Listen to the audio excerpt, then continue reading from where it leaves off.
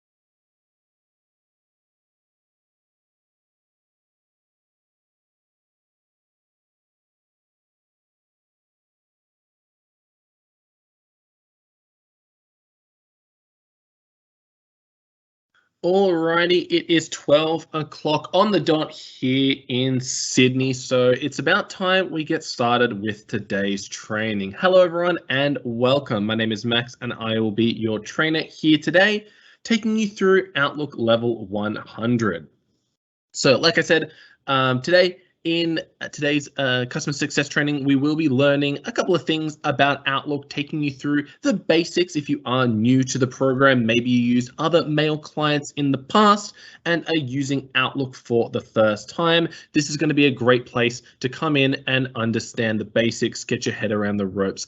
There are a few other things we will be covering here today, not just your basics. We're going to be looking at some inbox automation in the form of rules. We're going to be covering calendar management and of course, even looking at setting up your digital signature. So I'm not alone in today's training. I am joined by my friend and colleague Bilan, who will be helping out as today's moderator. Bill, if you'd like to come off mute, introduce your role in today's session and tell our attendees how they can go ahead and get involved.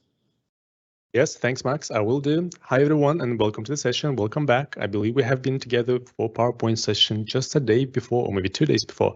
Today, my role will be rather producing, not presenting. And as a producer, I will be looking mostly into the Q&A or questions and answers panel on the right-hand side of your screen. You can see it on Max's screen now. If the panel is minimized for you, you can maximize it or expand it by clicking chat bubble in the top right corner of your screen.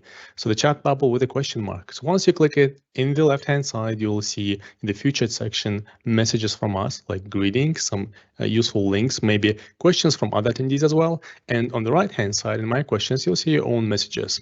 Now, to send a new message or ask a question, please use Ask a Question field in the bottom right corner of your screen. You are welcome to use your name. We would recommend you using just your first name for privacy reasons, as some of the messages can be published for other people to interact. But you also can go for anonymous as well by ticking the box Post as Anonymous.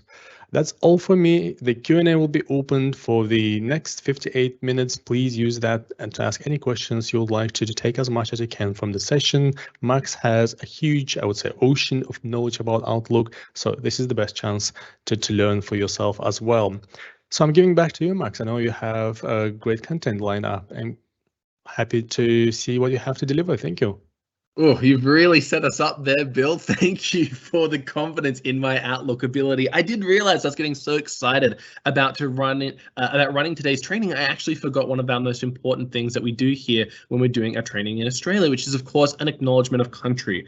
My name is Max. I am a representative from the Microsoft Experience Center. The Microsoft Experience Center being a physical location that is built firmly in the heart of Sydney CBD, which is on land under the traditional custodianship of the Gadigal people of the Eora Nation. While I am representing the Microsoft Experience Center, I'm actually located up on New South Wales Central Coast, which is under current custodianship of the Darkin young people. I'd like to pay my respects to elders past and present. Thank you all so much.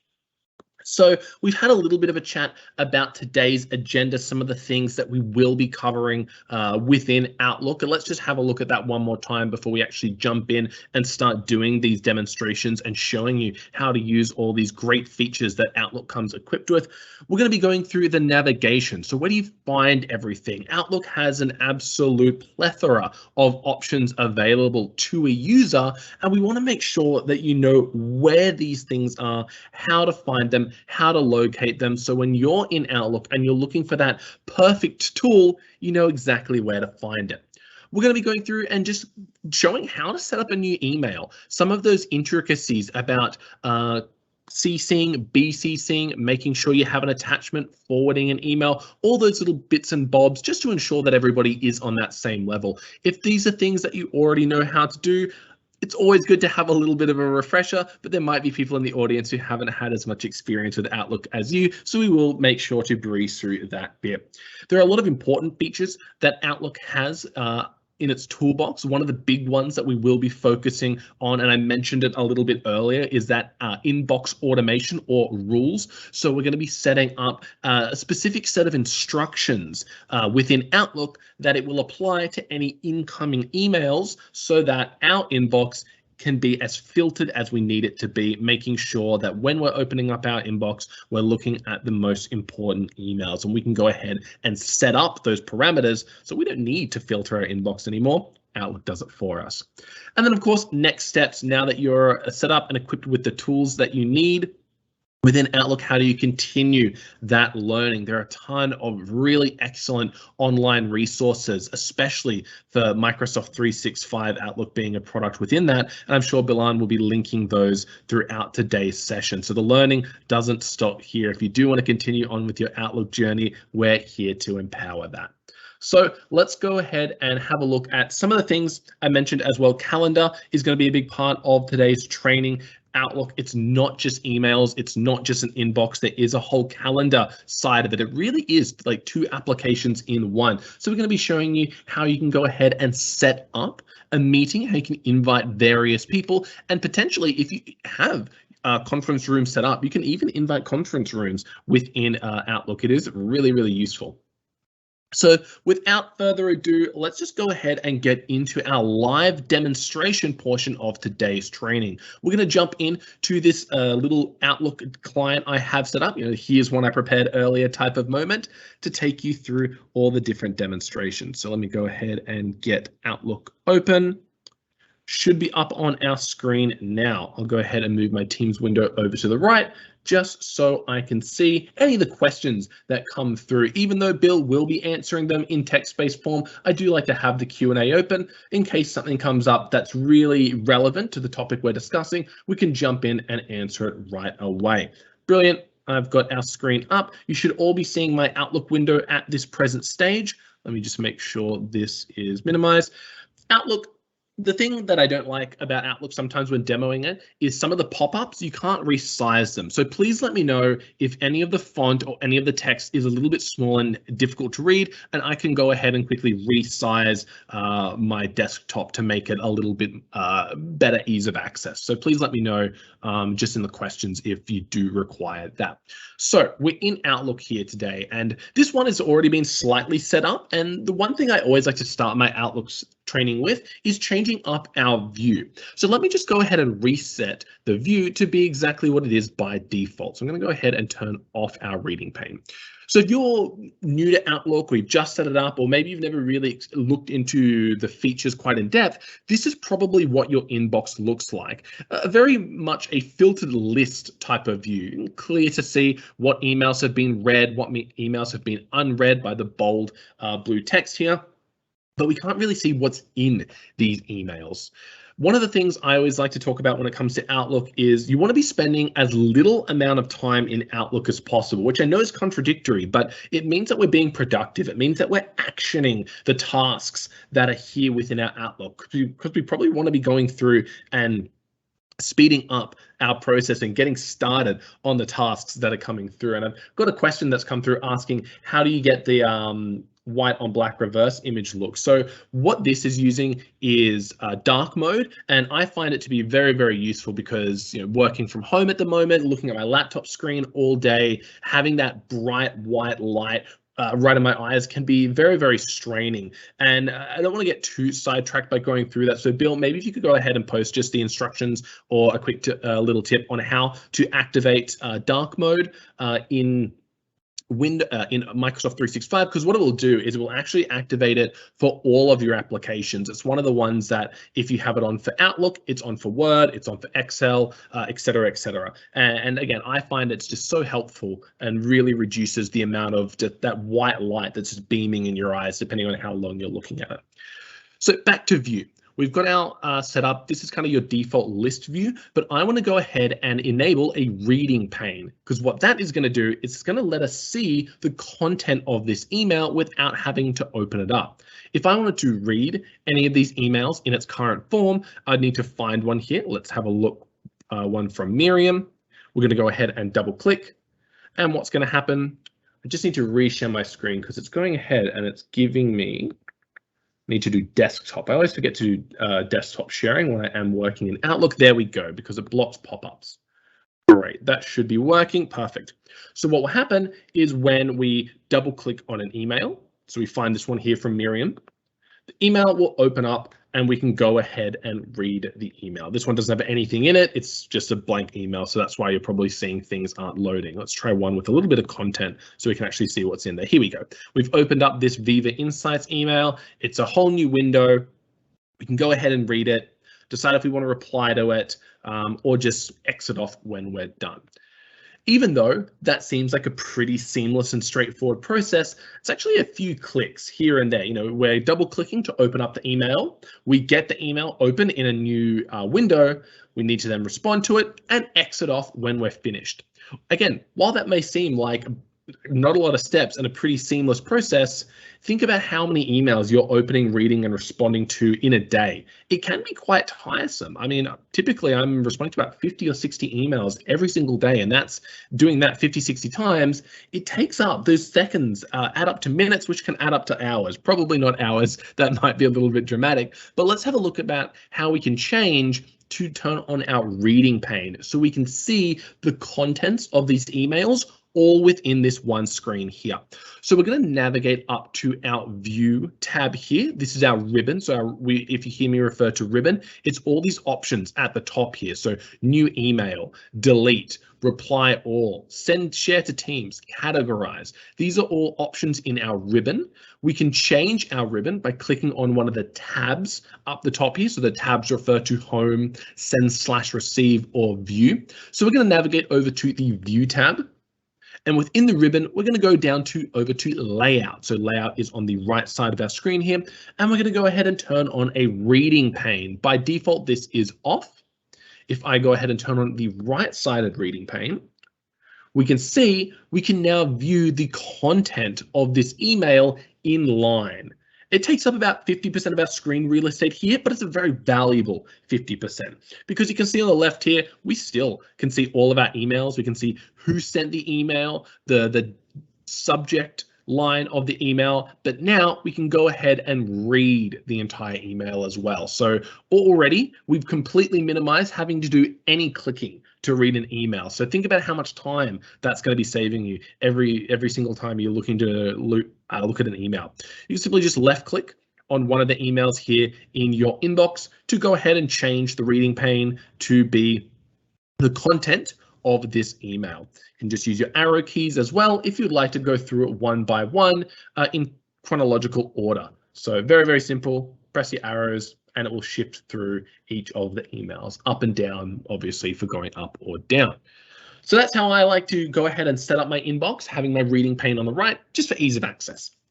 Next thing I want to showcase here today is just sending an email. It's pretty straightforward stuff, and we will breeze through it as I'm sure everyone in here has sent an email before. But if you are new to Outlook and just want to learn how to do it, it's up in the top left here, this big button here, new email. That alternative text, the pop-up's probably quite difficult to read, but it says Control N. So if you are someone that uses hotkeys to speed up your work process, Control N will allow you to open up a new email. Clicking on new email will do just that. It opens up a new email here in our screen. It's going to give us a very familiar ribbon as to our Outlook folder. So let's go ahead and review. Up the top here, we have who this email is being sent from. So for the purpose of today's demonstrations, I'm operating off an account called Megan B at M365. If I go ahead and click from on the left here, this little text box here, I can actually change which email address is this email being sent from. So there are times, I'm sure everybody had that, where you have multiple accounts on the one Outlook client. You may have your one laptop, it might be your work laptop, or it might be your personal laptop as well. Maybe use it for both. And rather than having separate email clients, you can just have the one email client and have multiple accounts on Outlook. So it's always important to make sure if you are sending a personal email or if you are sending a work email and you've got your accounts both on Outlook here, to ensure that you are sending it from the correct one. So I don't want to be sending this demo email from my work email. I want to be sending it from my demo email. Next up, we have the to field. This one's really, really useful for a myriad of reasons. Obviously, you need to send the email to someone. But what Outlook does, which is quite intelligent, is if you just go ahead and click in this field, it will actually recommend a list of recent people that you emailed. This is great if you have those frequent contacts, maybe internally or externally, that you are always reaching out to. So you can ensure that it's the quickest way to send an email is you just find it, you're like, cool, I want to send an email to that person. They appear at the top there and away I go. Outlook also does a great job at recommending people. So if I go ahead and type in just the first few letters of someone's name here, Nesta, for example, it will go ahead and actually populate with Nesta's credentials. I don't need to remember this ridiculously long email here, Nesta W at M365, yada, yada, yada. I can just go ahead and type in the first few letters of their name. And because there's someone that I email regularly, they will appear as a recommended person. So I can go ahead and then just left click, and Nesta will appear here in our to field. Next up, we have our CC, which stands for carbon copy, and BCC, which stands for blind carbon copy. So what this means is anyone in the CC field will also receive this email pretty much identically to how Nesta has received it. But the reason that these two exist are more for logistical purposes. So if I'm sending an email to Nesta and I've CC'd in Adele here, chances are that Nesta is going to be the main recipient of this email, and any actions or tasks within this email are going to be for Nesta to action, essentially. I'm putting in Adele here as maybe Adele works within Nesta's team, so it's good for her to have visibility on what Nesta's working on. And even here, if you can see, I'm hovering over Nesta. Outlook does this great job of bringing up their work profile. So maybe I've actually put in the wrong person. Maybe I should be putting in Patty here because Nesta actually reports into Patty. So I want Patty to have visibility on the task that I'm asking Nesta to work on. So let's go ahead and put Patty in as well, as that's a great little tool there. So if you find any usernames within Outlook that are underlined, you can go ahead and hover over them. If they are within your organization, you will be able to see their full details. You can see their presence, so if they're online or offline, you can see their email address, the number they've chosen, the location they've put in. It really is great, especially if you're working in quite a large company. It's something here at Microsoft. We work with a lot of people overseas and different offices across the globe, and it's always great if someone's asking me to sync up some time for a meeting if I'm working with someone from New York and I don't know they're in New York. Simply by hovering over their profile and seeing where their location is, I can be like, yeah, I'm going to need my time and date calendar to go ahead and find a time that works for all of us. Seeing a question coming through asking how do you add from the tab? Mine just has 2 in CC. So if you're looking to add BCC as well, one of the best ways to do that is go ahead and, is it here on our left? No, if we go up to this search bar here, the search bar isn't just for searching for users, email addresses, or content. It's actually used for finding actions as well. So if I go ahead and click on my search bar here and I type in, look at that, it's one of our recently used actions, BCC field, it's going to go ahead and tell us one of the actions here, the one that best relates to what we've typed in. So I can go ahead and click on BCC. It will go ahead and disable it because I already had it enabled, but then clicking on BCC again, it will bring it back up. So that's a perfect question for anything in Outlook, really, because there are so many different features that kind of live within this ribbon and depending on your screen size aren't going to be visible right away. So if you ever know that there's a feature and you're looking for it, go up here into search, type in what you're after, and Outlook will do a great job at trying to find it for you. So heading back over to the CC field, what that's going to do is it's going to be a logistical send. So Nesta, the primary recipient, these two, they're carbon copied in. They probably don't need to action anything within this body email, but it's good for them to know what's going on. Next up, we have the BCC, so the blind carbon copy. Maybe this is where we might actually want to put Patty in here. So what's going to happen is when someone is BCC'd, they, the recipients, so Nesta and Adele, do not actually know that Patty has visibility on the email that I'm sending them. This can be used for a myriad of different reasons. One of the ones that always come to mind for me is if I'm sending out an email to maybe 10, 15, maybe 50 people, a large number of people, and I don't want them all to be able to click reply all, and then every single person on that email thread will also get a reply. I just want them to have the information, and if they choose to reply to me, it becomes a one-on-one conversation. So by putting in every single email address in BCC, it means that they don't have the ability to see who else is on that email chain. That's a good one for keeping privacy, so making sure that people can't see everyone's email address without their consent. But it's also good if you think that people might be replying to you. That way it doesn't cause one of those mass email threads. We've got people being like, hey, can you remove me from this thread? Hey, I don't actually belong on here. So BCC, it's one that has a lot of different use cases. So figure out what works best for you. In my experience, I've only used it a couple of times. I typically just have it there just in case I ever need it. But mainly I'll go with 2 and CC. It's important to make these distinctions because once we begin to learn about rules, 2 and CC become very important factors. So rule of thumb, if there is something that you need the user, the person in the 2 field to complete in the body of the email, make sure they're in the 2 field. And one of the things that Outlook does so great is let's actually say that I'm writing out my email. Hi, Nesta. and, oh, I spelled that awfully. Hi, Nesta and Adele, yada, yada, yada. And let's just say I needed Adele to do something as well. If I use @mention, so Control Shift 2, what will happen is I can actually tag someone, so @mention them in this email. And let's say I needed to @mention Adele, it will move her from the CC field to the to field. Because if I'm @mentioning this person, there's a high possibility that I'm asking them to do something. There's an action in here. There's something that they need to look at.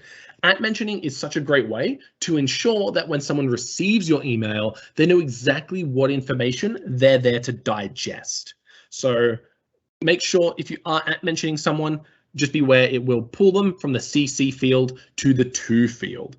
And let's just say they're not even in here. So if I look for Isaiah, or let's have a look here, Isaiah, I click on Isaiah, it will automatically add them in our to field as well. So I don't even need to have them in the email first. Just by @mentioning them, it will go ahead and add them. So @mention, such a powerful tool within Outlook for gaining that attention from someone.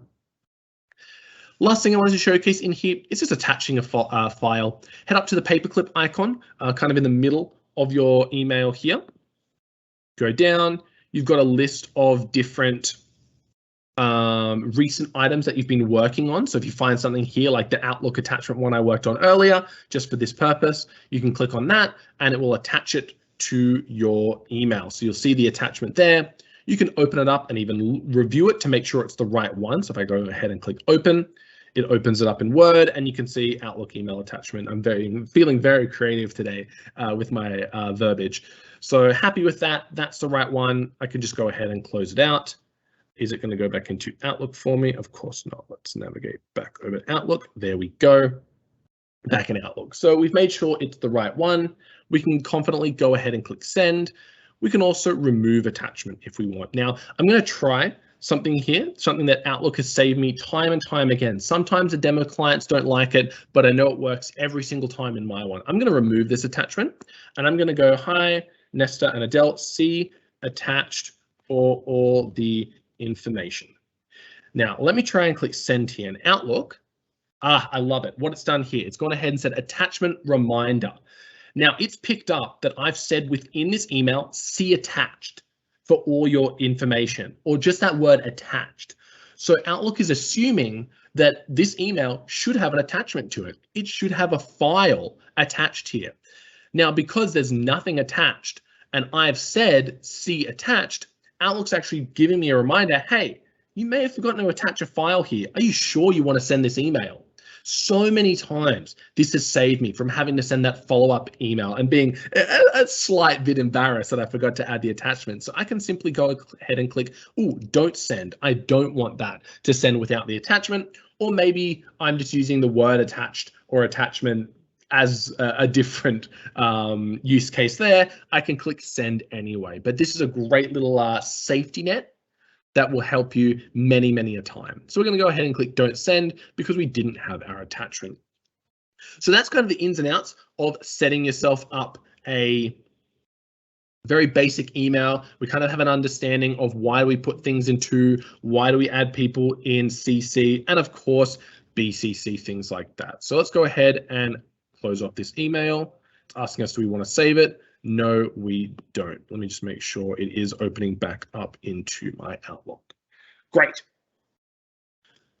Now let's go ahead and look at setting up a digital signature.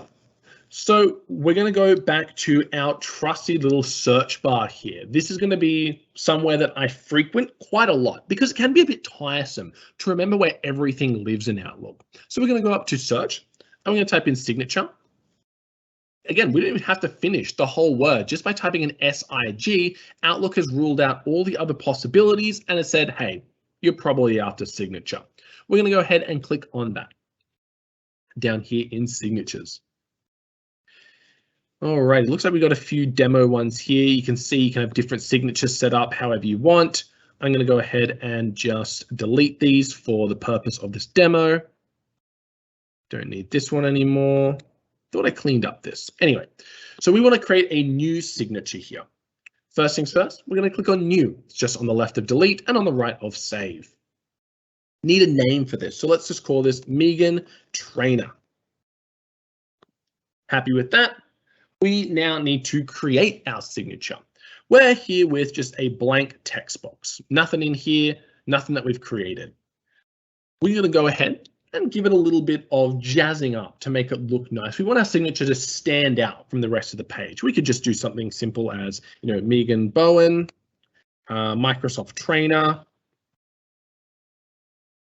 Outlook Ninja, something like that, right? Real generic. This will just look exactly like that. So when we send our new email, it's not going to look fancy. It's not going to look cool. It's not going to be eye-catching. We want to make sure that this stands out a little bit. So maybe we would put in our contact information. Maybe we would put in a relevant promotion that's happening in our business. There are a lot of different things you can add into your signature. For now, we're going to keep it nice and simple. I actually want to center this, put it in the middle of the page. I even want to upsize the font. I'm going to make this a size 18, really pop out. Next things, I want to go ahead and change the color. Let's just make this a blue. So there already, we've made our signature pop off the page a little bit. Are we happy with this? Does this work? Yeah, I think so. The next thing we need to do is choose which email account, again, assuming you have multiple email accounts, is this signature attached to. Right now, I don't want to be sending people from my max.fafoglia email that I'm Megan Bowen, a Microsoft Trainer and an Outlook Ninja. That would be a little bit embarrassing. So we're going to go ahead and change this over to Megan. We're going to go ahead and choose when is this signature going to be attached. So if we go to new messages here and we can choose Megan Trainer, that's what we named our signature. This will mean that every time we click that new email button, this signature will be attached to that email. It will be in there right away. And then replies and forwards. This is one that personally I don't like to use, but everyone is going to be different in their email communications. The reason I don't like to use replies and forwards is because what that's doing is it's adding your signature to every single email in that email chain. Chances are an email chain is going to last for quite some time. There's going to be a lot of back and forth between you, the customer, your coworker, whoever. Some email chains go up to 30 emails long. Do you really think everybody needs to be seeing our signature every single time we hit reply? Maybe. I don't think so. You could have a very different view, and of course that's absolutely fine. But I like to leave mine as none because that way my signature will only appear on the first email. We're happy with this. Let's go ahead and click OK. New email. Let's check if it worked. And there we go. Our signature will automatically appear at the bottom of our email, ready for us to begin typing out any text. Now, before I go ahead and jump into our next section, rules, I'm just going to check in. I know we haven't had any questions, but Bill, was there anything you wanted to add? Anything maybe I missed that you might feel is valuable for our attendees today? Fantastic. Thank you, Max. Maybe just that we have another 31 minutes left from the session. And if you do have any questions, please send them through the Q&A. And also the search bar, I think, as Max mentioned on the top. So whenever you forget where that specific function is, for example, how to change color or make a signature, just use that search bar and type it. And this will work for all the other Microsoft 365 applications as well, such as PowerPoint, for example, or Excel. And it is really, really handy because it's really difficult to remember where are all those features, but they are always there in the application, and search bar will help you to locate them. That's all for me. No questions in the Q&A. Giving back to you, Max. Thank you. Thank you so much, Bill. And Outlook, not only Outlook, but the entire M365 suite does a great job of understanding what you mean as well. So in Outlook, if you wanted to set up an out of office, it's not actually called an out of office. It's called automatic replies. And I always forget that because, out of office, it's just a term that's synonymous with taking leave or going on a break. So if I wanted to set up my out of office, if I just go ahead and write that in, out of office, you can see it knows exactly what I mean here. It's like, hey, you want your automatic replies. There's no such thing as an out of office setting in Outlook. So you'd go ahead and click on automatic replies, and then you would set that up in here. So if you do need to set up automatic replies or you're out of office, again, Now that you know it's called automatic replies, you can search that in and save Outlook the trouble of doing it for you. But if you're like me and never remember that, everything is an out of office, Outlook knows, it understands, and it would help you find what you're after. So we're going to go into something a little bit more, I guess, advanced when it comes to Outlook usage. But trust me, after we break this down, it's going to be the most simple thing you'll ever do, and it's setting up a rule. Now, a rule in Outlook is a set of instructions that we are putting on our inbox.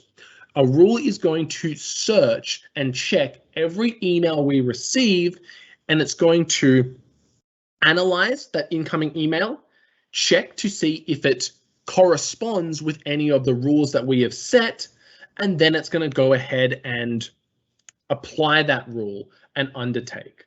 Looks like we just had a flurry of questions coming through here. It looks like just asking for the screen to be a bit larger.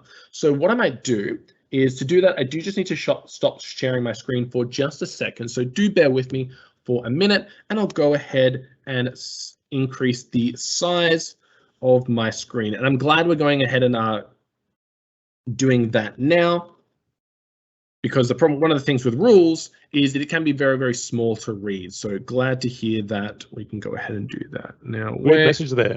And also, maybe if you're not using the Q&A, feel free to close it. This will give you more real estate. And there's full screen button in the bottom right corner as well on the video player. That can also give you some more real estate on your screen so you can see better. But Max, looks like you're going ahead and increasing the sizes, I guess, of buttons.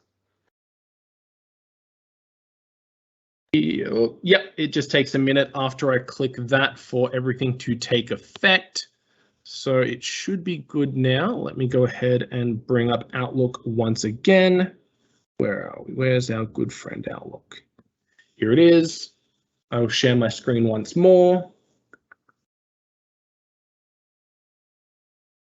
Alrighty, that should be a little bit better. You should be able to see the text and the buttons a bit larger now. Hopefully that's coming through okay. I can see it on my end. It is. Even I can see it, Max. It looks perfect for me on my small producer screen. I still can read everything. So thank you. Thank you very much. No worries. Love it. Thank you, Bill. All right.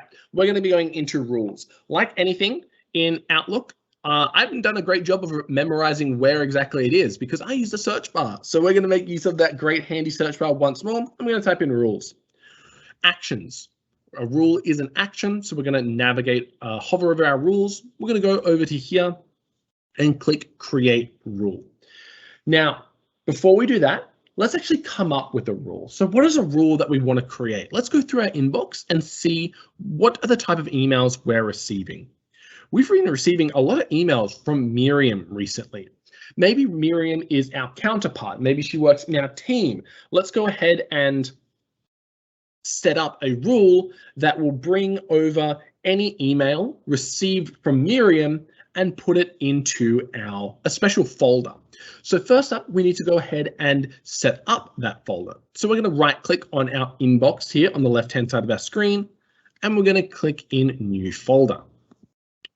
We're going to name that Emails from Miriam. Easy. So now we have a folder, Emails from Miriam. It's got nothing in there.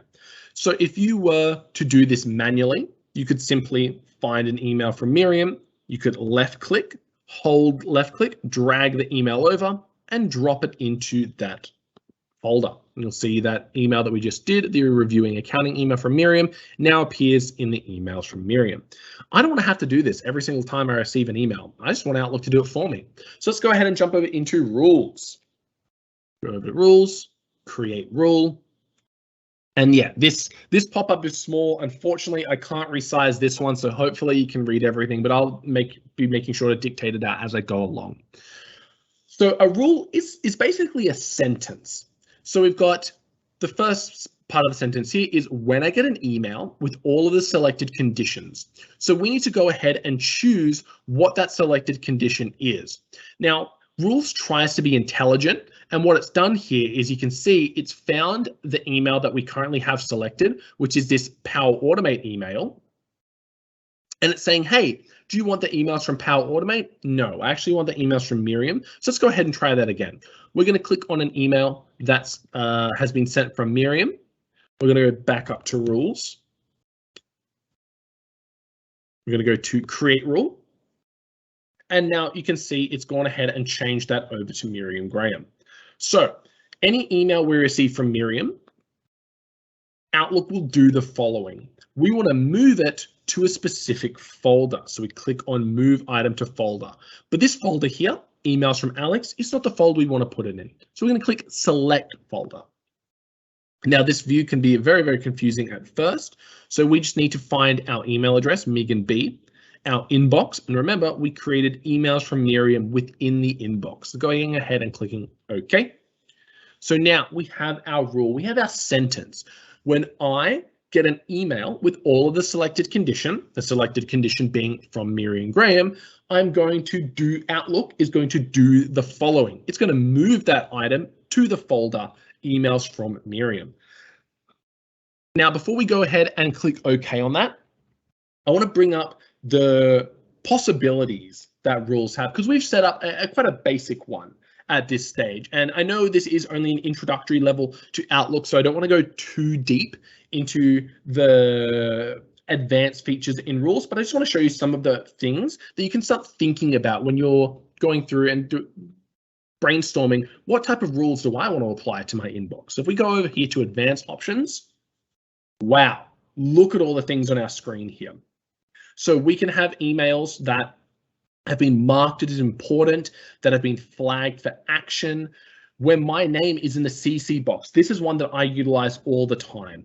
When I'm opening up my inbox, I want to make sure that I'm only seeing emails that are actions to me. So my name is in the to field. I have a specific folder that's for all the emails that I've been CC'd in. This means that after I've gone through and actioned all of my important emails, the ones that I'm in the to field, I can spend the time going into the CC folder that I've created and have a look, okay, what are the emails that I probably just need to be aware of, but don't require anything from me today. So having an email or having Outlook scan for when your name is in the CC box, that's just a great little one to have set up in your sleeve. You can have it search for specific words in the body. So if you're working on a project, let's just call it Project Falcon or something. Anytime you receive an email with the words Project Falcon anywhere in that email, you can have Outlook flag it and send it to a specific folder. It's so useful if you are utilizing rules efficiently. Let's have a look. Automatic replies. So if you don't like seeing out of offices, there's no point getting every time someone's at an out of office, you can have it so Outlook will automatically filter any automatic replies as well. It really, really is useful. These are just the conditions that we're setting up as well. So we've got here Kate asking, can you create a rule to send directly to a personal folder? Was the personal folder just one that you set up within Outlook, or do you mean like downloaded, like a folder within your file explorer? Would love a little bit more context there, because rules is quite powerful in that regard. But yeah, these are just some of the conditions that we can set up. Let's just say we're happy with it to be from Miriam.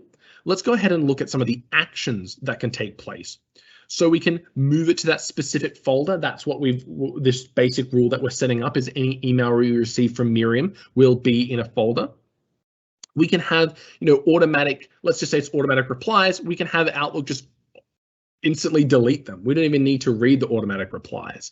We can have it so that Outlook will flag this email for a follow-up. So let's just say I'm working with Miriam here, and any email that they send through, I need that to be flagged because it's important and I need to get to work on it, but maybe I'm busy right now and I don't have the opportunity.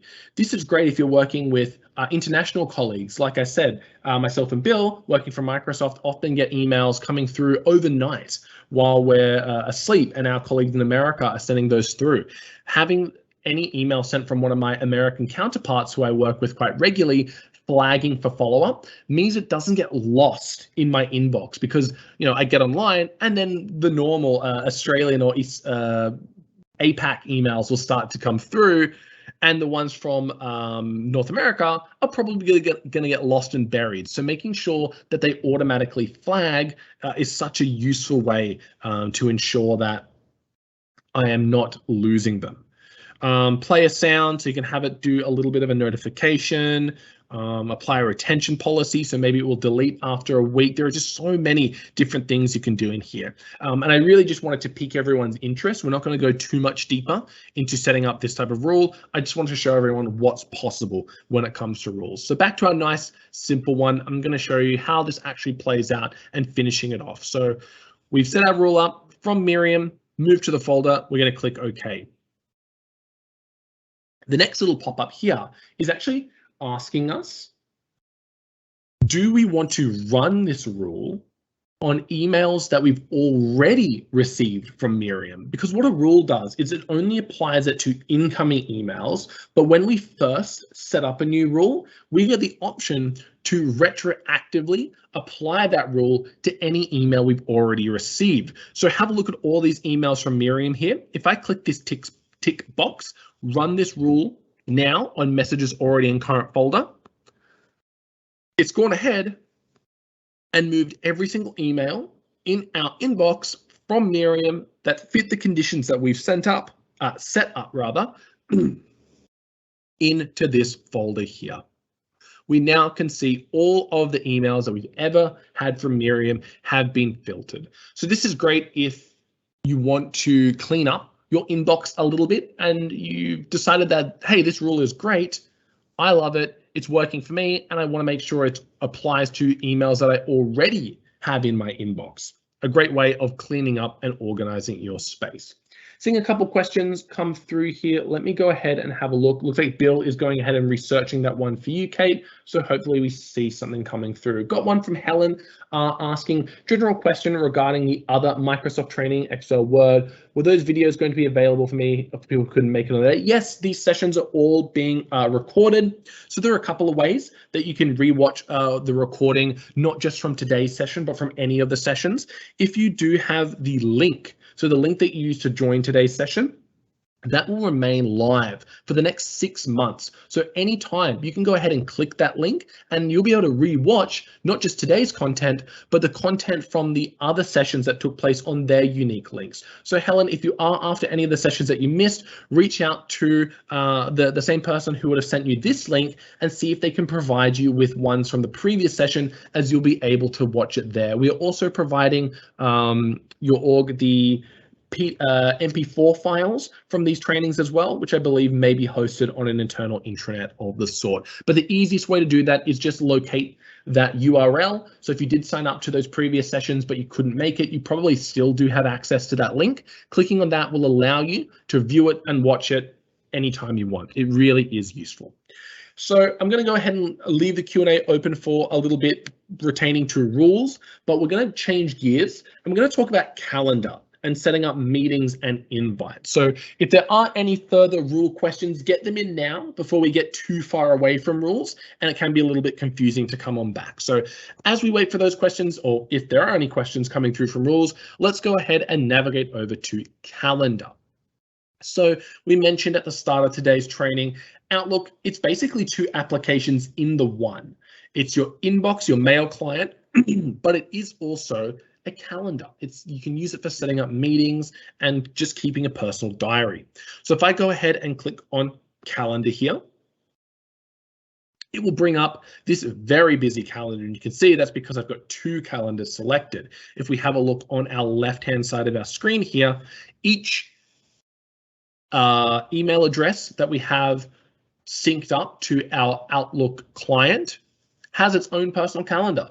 And if you're working off both, maybe again you have your personal and your professional email on the same account, you might keep things like a doctor's appointment, or maybe use your Outlook calendar, your personal one, for weekend appointments as well. You might have them on here and you want to make sure that your training doesn't align with some of your personal ones. For today's demo, we don't need to see what my work calendar is looking like, so we'll just go ahead and look at Megan's calendar here. So each of these blocks represent a chunk of time that is booked out in our calendar. We can scroll down and see each of them here, and we can scroll up to see the unfortunate 5:30 a.m. meetings, which I don't think we'll be attending. So this is great for eyeballing, to just have a look to see what's our availability looking like. So if someone's asking me, Hey, Max, are you free at, let's just say 12:30 on Friday the 5th? I can have a look. No, I'm actually not free at that time, but I do have a gap between 12 and 12:30. So if you want to book me in then, do it now because my Friday is quickly filling up, as we can see over here. Outlook does a great job as well of telling people if you are available or unavailable when they're looking to invite you to a meeting. So let's just say Bill wanted to book out some time with me on Thursday just to have a quick chat. If he goes ahead and sets up a calendar invite, invites me, and he set it for 11:30 till 12. If I've gone ahead and accepted this meeting, which I have because it's a meeting that I own, you can see there by my name, Megan Bowen here, I own this meeting, it will actually tell Bill that I'm busy. It will say, Max is busy. You can still send the invite, but chances are I'm going to decline it. But Outlook does a great job of giving you that information. So if you're someone who lives and breathes out of your calendar, make sure you're putting in not just meetings, but also personal appointments that you wish to keep to ensure that your time is protected. So one of the ones that I would call out here is this focus time block. A very weird time from 10:23 to 11:23. But maybe that's when the coffee kicks in the morning, right? I fine-tuned it down to the minute. I know at 10:23 I'm getting my maximum caffeine hit, so I want to be productive and not get disturbed. So let's just say that we wanted to set ourselves up a block of time that we don't want to be disturbed. We don't want people booking in meetings. It's just for us to focus and get work done. We're going to go ahead up to our top left and click New Appointment. We're going to be met with a very familiar screen. It looks quite like a new email, right? In here, we can go ahead and give the title of this email. So we're going to go with Focus Time, Loving the Coffee. Focus Time, Loving the Coffee, right? It's our caffeinated hour. We're going to choose when do we want this to happen. Maybe this is a weekly or rather daily focus time that we want that takes place at around, let's just say 10 a.m. till 10:30. It's just going to be a 30-minute block of time that we want to go ahead and set up for ourselves. So we find the time by clicking on this little drop down here, navigating to 10 a.m. We want it to be in half an hour meeting, so we go down to 10:30, and now we've got our time. We can see here when it's taking place. It's on Wednesday the 11th. We don't want that. We want this to be a daily occurrence. We have a daily coffee and we want our productivity, that 30 minutes, we want that to be protected every single day. We're going to click Make Reoccurring. Another pop-up comes. Outlook just loves its little pop-up boxes here.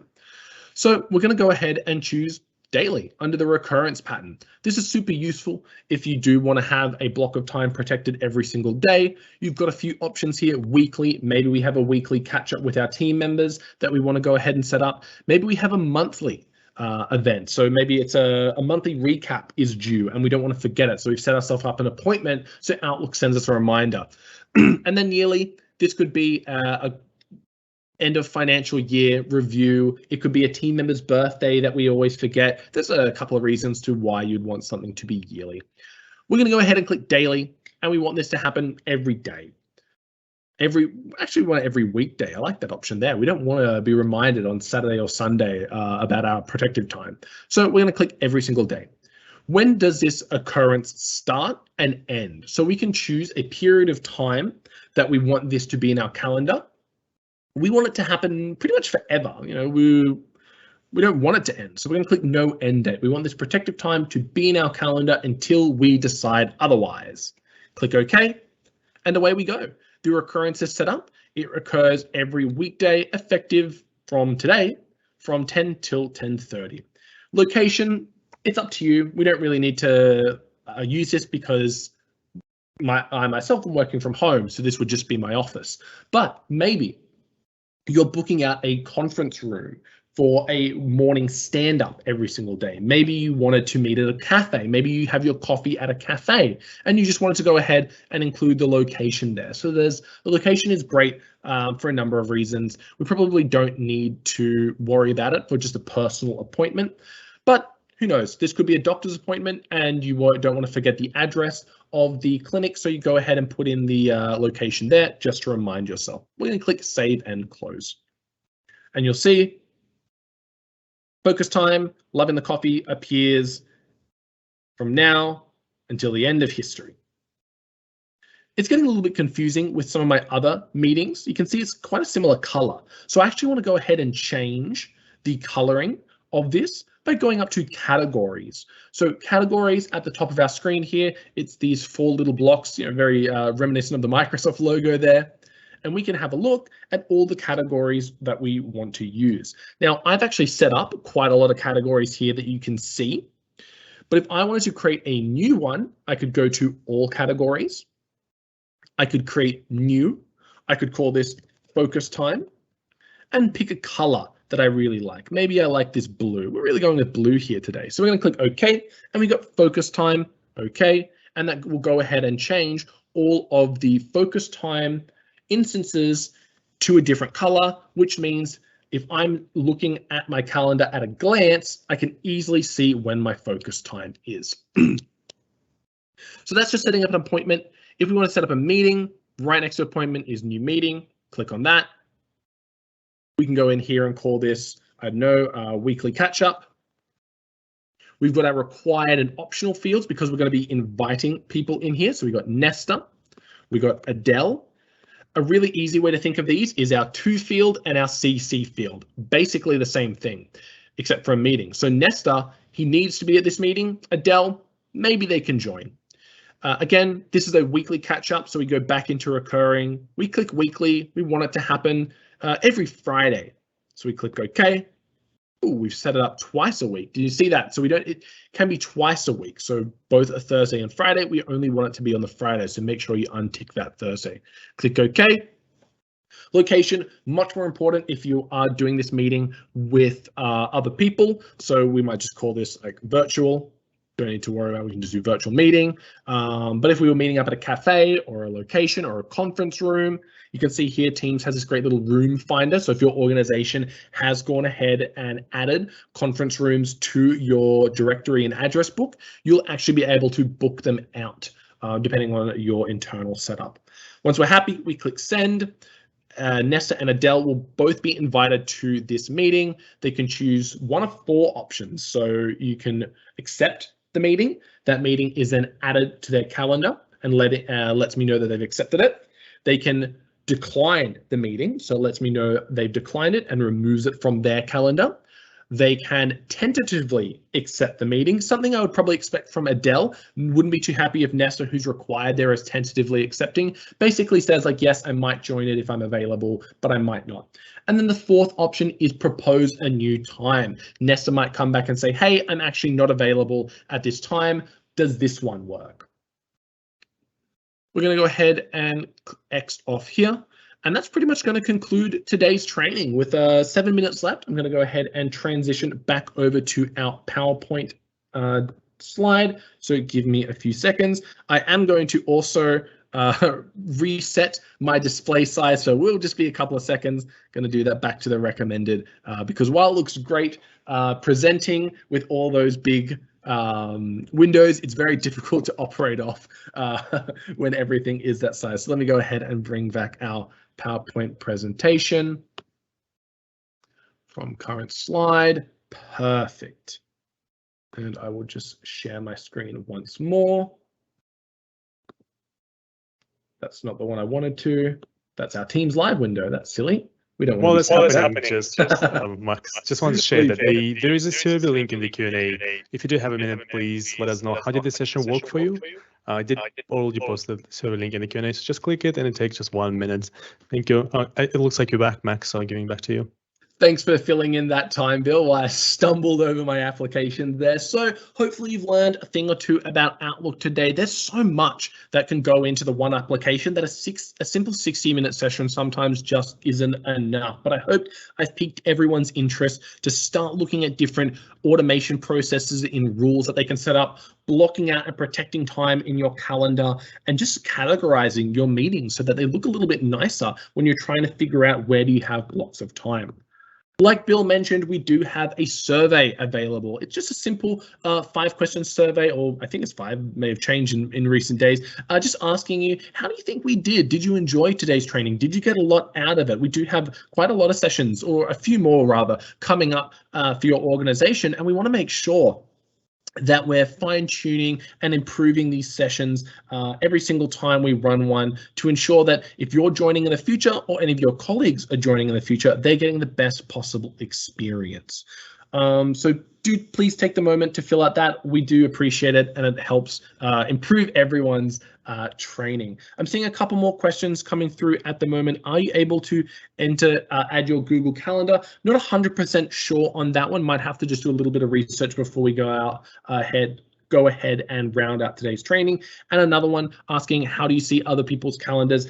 This is one that requires a number of delegation permissions, something that we don't cover in today's session. I'll go ahead and post a helpful link in the chat. So once this session is over, I will just respond to that in text form and show you the link how you can set up delegations, because it is quite a in-depth feature and we didn't have time to cover it here today. But that's going to do it from myself for now. Those questions that we haven't answered, Bill and I will go ahead and get the answers for you and reply to them in text-based form. Before I wrap up, Bill, any final thoughts from yourself before we close out today's training? Thanks, Max. So maybe I would like to say yes and yes to both questions in the Q&A, and please stay with us for a few minutes. Max and myself, we will do some research and come back to with some useful links and tutorials. That's all for me. Thanks everyone for joining. Thanks for the great questions. And Max, you did an amazing job. Giving back to you for final goodbye. Thank you. Thank you so much, Bill. Appreciate the kind words. Enjoy the rest of your Wednesday afternoon, everyone. It's hump day. We're halfway through the week. Looking forward to that glorious week. And like I said, we've got a number of sessions coming up for this organization. We can't wait to train you again in the future. Goodbye for now.